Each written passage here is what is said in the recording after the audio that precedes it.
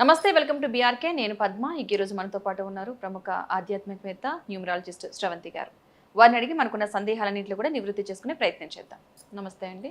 నమస్తే అమ్మ, చాలా మంది స్వస్తికి గుర్తు రాసుకుంటారు ఇంట్లో, చాలా మంది కొంత నమ్మకం మీద. అసలు ఇంట్లో అట్లా రాసుకోవచ్చా? రాసుకోవాలనుకున్న వాళ్ళు ఎక్కడ రాసుకుంటే మంచిది, ఏ రోజు రాసుకుంటే మంచిది? అసలు మనకి పెద్దవాళ్ళ చాలా ముఖ్యంగా చెప్పింది ఏమిటి అని అంటే సింబల్స్. అంటే మీరు చూడండి, శంకు చక్రాలు ఒకటి ఎంత పవర్ఫుల్ అది, అవునా కాదు?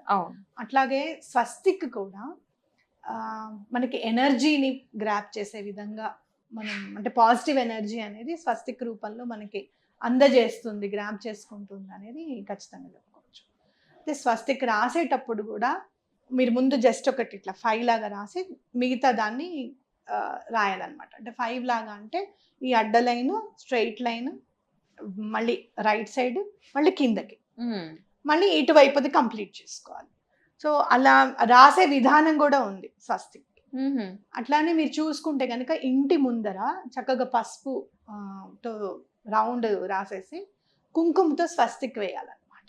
గుమ్మం ముందు ఎలాంటి నెగటివ్ డోర్ కన్నా రాసుకోవచ్చు, గోడ కన్నా రాసుకోవచ్చు. ఈ మధ్య గోడకు రాస్తే ఇంటి వాళ్ళు ఊరుకోవడం లేదు, ఇబ్బంది పెడతారు మళ్ళీ ఓనర్స్ అని చెప్తూ ఉంటారు. అప్పుడు నేనేం చెప్తానంటే, ఒక వైట్ పేపర్ మీద పసుపు రాసేసి స్వస్తిక్ సింబల్ వేసేసి డోర్కి అతికించండి చిన్నగా, లేదు అంటే కనుక పైన గోడ కన్నా అతికించుకోండి అని చెప్తాను.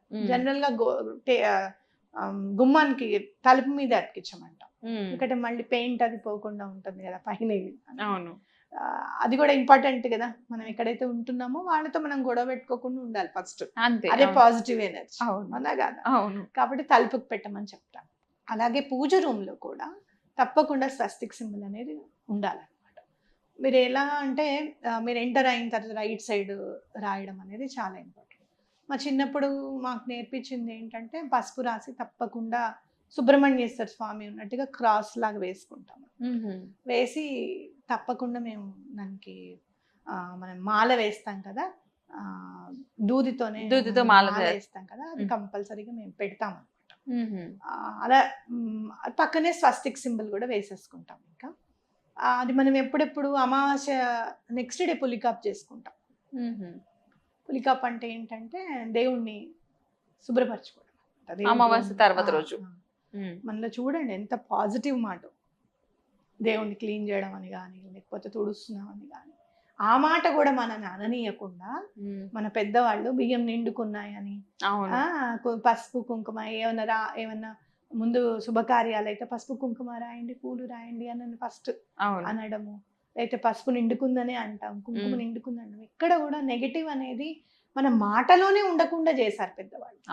దీన్ని ఏమంటారంటే పులికాపు అంటారు. పులికాపు అన్నట్టు అది మనం చేసుకున్నప్పుడు ఏంటంటే, అది కూడా మొత్తం అంతా చేసేసుకొని మళ్ళీ కొత్తగా రాసుకోవడం అనేది ఇంపార్టెంట్. మీరు ఇంకా గమనిస్తే కనుక మీరు అల్మారాకి కూడా స్వస్తిక్ సింబల్ పెట్టుకుంటే చాలా మంచిది. మనం డబ్బులు దాస్తాం కదా, సేఫ్ దగ్గర పెట్టుకోవచ్చు, బయట కూడా పెట్టుకోవచ్చు అనమాట. అట్లాగే మనం బియ్యం, ధాన్యలక్ష్మి, మన వంటిల్లు ధాన్యలక్ష్మి, మీరు బియ్యం ఎక్కడైతే పెడతారో ఆ బియ్యం డబ్బాకి కూడా స్వస్తిక్ సింబల్ పెడితే చాలా మంచిది. ఇక్కడ కూడా మీకు నిండుకోవడం అనేది జరగకుండా ఉంటుంది అనమాట. అట్లాగే మీరు ఎక్కడైతే ఉప్పు ప్యాకెట్లు పెడతాం, నేనైతే కంపల్సరీ నెలలో 3-4 తెచ్చేస్తాను. శాలరీ పడంగానే ముందు ఒక 2-3 ఉప్పు ప్యాకెట్లు తెచ్చి పెట్టుకుంటా.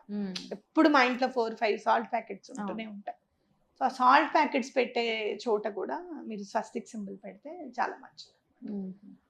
సింబల్కి ఎట్లాంటి ఇంపార్టెన్స్ ఇవ్వాలి అని అనుకుంటే కనుక, మీరు ఏదైనా డబ్బులు దాయాలనుకున్నాను నేను చెప్తాను, జార్ చేసుకోండి, అందులో డైలీ ఒక 5 రూపీస్ వేయండి, 21 days ఒక పని అవ్వాలి అని చెప్పి వేయండి, పని అవుతుందని చెప్తూ ఉంటాను. దానికి కూడా మీరు డబ్బులు దాచుకునే దానికి కూడా స్వస్తిక్ సింబల్ ఉంటే పాజిటివిటీ అనేది వస్తుంది అని చెప్పుకోవచ్చు.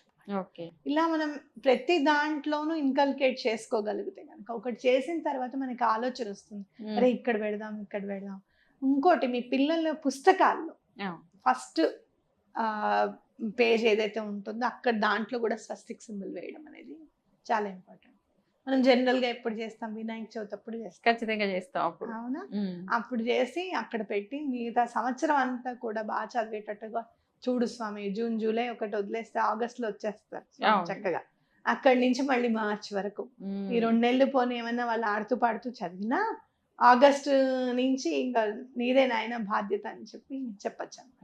లేదు మీరు ఫస్ట్ స్కూల్కి వెళ్తున్నారు చక్కగా అనుకున్నప్పుడు ఒక నోట్బుక్కి స్వస్తిక్ సింబల్ ఓంకారం రాసి విఘ్నేశ్వరుడి గుడిలో ఇచ్చి నాయన బాగా చదివేటట్టు చూడు అని చెప్పి 2 పెన్నులు కూడా అక్కడ పెట్టి పిల్లల చేతికి ఇవ్వండి, తప్పకుండా వాళ్ళు బాగా చదువుకుంటారు. అట్లాగే మీరు ఏదైనా ముడుపు కట్టాలనుకుంటే కూడా ఆ ముడుపు పైన కూడా స్వస్తిక్ సింబల్ వేయడం అనేది ఇంపార్టెంట్గా చేసుకోవచ్చు అనమాట. మీరు పర్స్లో కూడా ఒక స్వస్తిక్ సింబల్ మామూలుగా పెన్తో వేసుకునైనా సరే ఆ పేపర్ని మీరు పర్స్లో పెట్టుకుంటే కూడా చాలా మంచి జరుగుతుంది అని చెప్పచ్చు. ఇట్లా మీరు ప్రతి దాంట్లో ఇన్కల్కేట్ చేసుకోగలిగితే కనుక మనం మర్చిపోయాము స్వస్తిక్ సింబల్ని అంటే మనం ఎప్పుడన్నా ఇంటి ముందు వేయడం అనేది వేస్తున్నామేమో కానీ జనరల్గా మర్చిపోయారు జనాలు, అవునా కాదు? అలాగే మనం ఇందాక చెప్పుకున్నాం వాహనాలప్పుడు, వాహనాలకు కూడా ముందు స్వస్తిక్ సింబల్ వేస్తే కూడా చాలా మంచిది అనమాట. అటువంటి నెగిటివ్ ఎనర్జీస్, నెగిటివ్ ఫోర్సెస్, ఇట్లాంటి యాక్సిడెంట్స్ అన్ని అవ్వకుండా ఉండడానికి కూడా అవకాశం. ఎవరైనా వేసుకోవచ్చు, ఎవరైనా వేసుకోవచ్చు. అట్లా ఈ నెంబర్లో కొంతమంది ఇప్పుడు స్టిక్కర్స్ వచ్చేస్తున్నాయి, వంటి చేస్తున్నారు. నేను స్టిక్కరే పెట్టుకున్నాను ఇంట్లో కూడా ఇప్పుడు ఈ ఇబ్బంది లేకుండా పెట్టుకోవచ్చు. పెట్టుకుని నేను ఏం చేస్తానంటే దాని మీద కొంచెం పసుపు రాసి బొట్టు పెడతాను. ఓకే. ఇప్పుడు జనరల్ గా కొంతమంది వర్షం బాగా పడుతూ ఉంటుంది, వెళ్ళిపోతూ ఉంటుంది, పోతూ ఉంటుంది, కార్ బయట ఉంటుంది, వర్షం పడితే పోతూ ఉంటుంది అన్నప్పుడు హెల్ప్ తీసుకోవచ్చు. ఏం చేస్తాం మరి, అసలు లేని దానికంటే ఎంత కొంత ఉండడం మంచిది కదా. Symbol is symbol. అది పేపర్ మీద ఉండనివ్వండి, స్టిక్కర్ మీద ఉండనివ్వండి, దేని మీదన్నా ఉండనివ్వండి. అలా అంటే మనం ఫోటోలు ప్రింట్ తీసుకొని పెట్టుకోవట్లా భగవంతుడివి, అవునా కదా? అట్లానే ఇది కూడా ఎలా అయినా పెట్టుకోవచ్చు. పాజిటివ్ ఉంటుంది, పాజిటివ్ గానే అయిపోతుంది అన్నది ఉండదు, ఏది ఉండదు, లిమిటెడ్ ఇంత. ఎందుకు అని అంటే మీరు స్వస్తిక్ సింబల్ చూస్తే ఇట్లా రొటేట్ అవుతూనే ఉంటుంది కదా. మీరు అది ఏంటంటే రొటేషన్ కి సిగ్నల్, అవును, రొటేట్ అవుతూనే ఉంటుంది. So it will rotate, it will come, it will rotate, it will come. Natural గా మనకు అందాల్సింది మనకు అందుతూ ఉండాలి అని అనుకున్నప్పుడు స్వస్తిక్ సింబల్ హెల్ప్ తీసుకోవాలి.